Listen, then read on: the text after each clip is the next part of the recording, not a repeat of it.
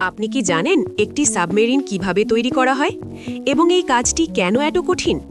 প্রতিটি ধাপে উচ্চ পর্যায়ের পরিকল্পনা এবং অসাধারণ সূক্ষ্মতা প্রয়োজন। ভাবুন, এটি কোনো সাধারণ জাহাজ নয়, বরং পানির নিচে এমন একটি ঘর যা সমুদ্রের গভীর অন্ধকারেও নিরাপদ থাকে।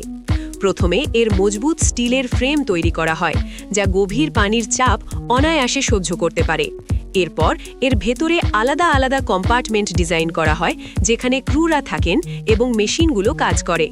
তারপর শক্তিশালী ইঞ্জিন এবং ব্যাটারি লাগানো হয়, যা সাবমেরিনকে পানির নিচে চলাচলের এবং দীর্ঘ সময় থাকার শক্তি যোগায়। পাশাপাশি অক্সিজেন সিস্টেম তৈরি করা হয়, যা ভেতরে বিশুদ্ধ বাতাস সরবরাহ করে। দিক নির্ণয়ের জন্য উন্নত সোনার সিস্টেম লাগানো হয়, যা অন্ধকার পানির নিচেও পথ দেখায়। আর বাইরে বিশেষ কোটিং থাকে, যা মরিচা ধরা এবং ক্ষতিক্ষয় থেকে রক্ষা করে। প্রতিটি অংশ এতটাই সতর্কতার সাথে জোড়া দেওয়া হয় যে সামান্য ভুলও বিপজ্জনক হতে পারে।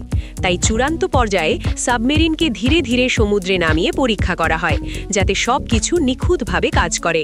ভাবুন, এটি কেবল একটি মেশিন নয়, বরং সমুদ্রের নিচে চলা একটি আস্ত ঘর, যা মানুষের ইঞ্জিনিয়ারিংয়ের এক অভাবনীয় নিদর্শন।